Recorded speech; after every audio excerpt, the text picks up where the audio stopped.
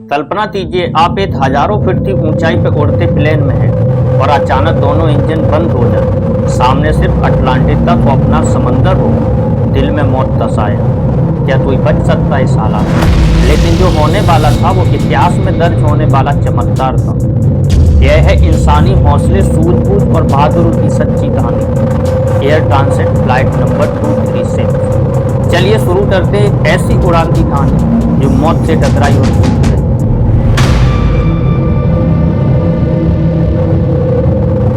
23 अगस्त सन 2001 flight number A236 Canadian airlines air France की flight Toronto airport से पुर्तगाल के Lisbon शहर जाने की तैयारी कर रही थी। यह 7 घंटे की नॉन स्टॉप फ्लाइट होने वाली थी। रेगुलर सर्विस और मैनेजमेंट चेक करने के बाद इसमें 48 मेट्रिक टन फ्यूल डाला गया। कैप्टन रॉबर्ट प्रिंस और फास्टर ऑफिसर जिधर दोनों ने एयरवेज के 320 प्लेन तो पहले कई बार उड़ा चुके थे। कुछ ही देर में फ्लाइट में 293 पैसेंजर और 13 क्रू मेंबर सवार हो जाते। रात के करीब 9 बजे प्लेन टोरंटो एयरपोर्ट से सफल उड़ान भरता और चंद ही मिनटों में प्लेन अपने क्रूजिंग एल्टीट्यूड 39,000 फीट तक पहुंच जाता। अब तक सब कुछ नॉर्मल चल रहा था और प्लेन में सवार ज्यादातर पैसेंजर गहरी नींद में सो चुके थे। कुछ मिनटों में जहाज अटलांटिक ओशियन के बीचों बीच पहुंच चुका था। रात के करीब 1 बजे कैप्टन रॉबर्ट प्रिंस की नजर प्लेन के इंजन नंबर 2 के कंट्रोल पैनल की तरफ पड़ी। जहां रीडिंग आ रही थी राइट साइड के इंजन में ऑयल प्रेशर काफी बढ़ चुका था। इस तरह की एरर दोनों पायलट अपने कैरियर में पहली बार देख रहे हैं। इसलिए दोनों ही पायलट तुरंत फ्लाइट मैनुअल को देखते हैं, लेकिन उसमें कुछ भी समझ में नहीं आता और पायलट ने कनाडा में स्थित air transit management control centre में फोन किया और इस प्रॉब्लम के बारे में बताते हैं। लेकिन जवाब में उन्हें सिर्फ इतना कहा जाता कि आप एरर तो मॉनिटर करते रहें और हमें इसके बारे में जैसे ही कुछ पता चलेगा तो हम आपसे कनेक्ट करेंगे। उड़ान में कोई दिक्कत नहीं थी, इसलिए पायलट यह सोचकर रिलैक्स हो गए कि शायद कोई फॉल्ट सेंसर ऑयल की गलत रीडिंग दे रहा। करीब आधा घंटा बीत गया। कभी कॉकपिट की स्क्रीन पर कैप्टन के सामने एक और एडवाइजर मैसेंजर डिस्प्ले हुआ। लेफ्ट विद के मुकाबले राइट विद में फ्यूल कम है।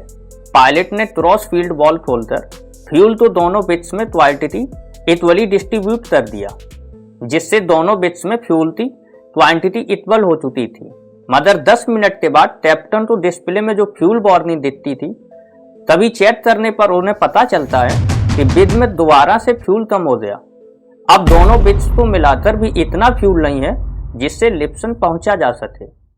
इस वक्त प्लेन में सिर्फ 60 टन फ्यूल बचा था और यह भी तेजी से कम हो रहा था। ऐसे में पायलट के पास प्लेन को डाइवर्ट करने के अलावा और कोई रास्ता नहीं था। तभी उन्होंने अपने सबसे करीबी टेरेस आइलैंड में मौजूद लार्जेस्ट एयरपोर्ट पर लैंड करने का डिसीजन लिया। बातें ट्रैफिक कंट्रोल से कनेक्ट करके पूरी बात बताई, लेकिन दोनों पायलट को यह सवाल खाए जा रहा था, आखिर फ्यूल कम क्यों हो रहा और क्या हम लार्जेस्ट एयरपोर्ट तक पहुंच पाएंगे भी या नहीं। अब कंडीशन ऐसी थी, 5 मिनट में 1 टन फ्यूल खत्म हो रहा था। अब उनके पास सिर्फ 25 मिनटों का फ्यूल बचा था, जिससे टेरसा आइलैंड पहुंचना भी मुमकिन नहीं था। तभी अचानक से प्लेन के राइट इंजन में धमाका हुआ, जिससे अंदर बैठे पैसेंजर में अफरा तफरी मच गई। तभी कैप्टन ने पैसेंजर को शांत बैठने की रिक्वेस्ट की। प्लेन में अब 4.5 टन फ्यूल बचा था, सिर्फ एक इंजन बचा था, जिससे इतने बड़े प्लेन का क्रूज करना मुमकिन नहीं था। ऐसे में प्लेन का एल्टीट्यूड धीरे धीरे कम होने लगा। अब प्लेन में सिर्फ 600 ग्राम फ्यूल बचा था और वो भी अपनी मंजिल से 240 किलोमीटर दूर था। तभी कैप्टन को जिसका डर था वही हुआ। प्लेन का लेफ्ट इंजन भी अपने फुल स्टेट पर चलने की वजह से जल गया और अब फ्लाइट बगैर किसी इंजन के अंटार्कटिक ओशन के ऊपर ग्लाइड करने लगा। अब लार्जेस्ट एयरपोर्ट 120 किलोमीटर की दूरी पर था।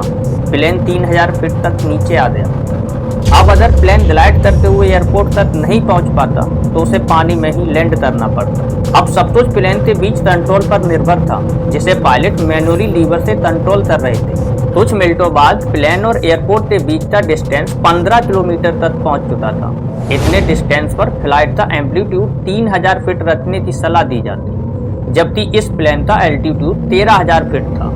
अब पायलट ने वहीं पर 360 डिग्री टर्न लगाया, जिससे प्लेन और एयरपोर्ट के बीच का डिस्टेंस तो उतना ही था, लेकिन एल्टीट्यूड 8000 फीट से कम होकर 5000 फीट पहुंच चुका था, जो रिकमेंडेड लेवल में अब भी 2000 फीट से ज्यादा था।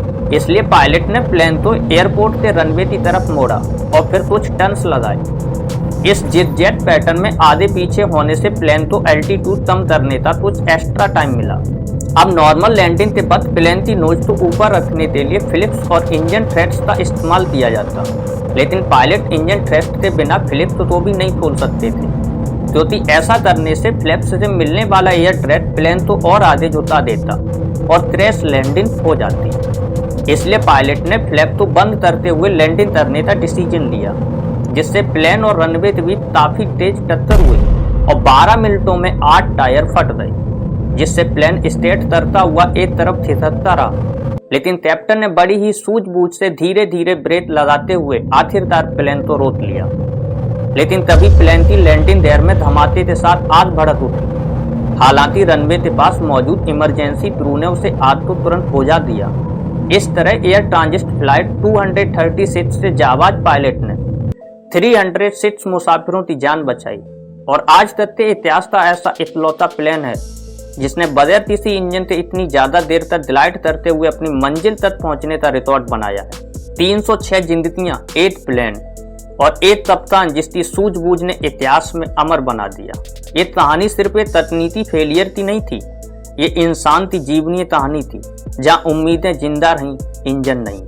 अगर आपको ये वीडियो पसंद आया हो तो लाइक और शेयर करें, कमेंट में जरूर बताएं क्या आप सोच सकते हैं बिना इंजन के आसमान से जमीन तक पहुंच पाना।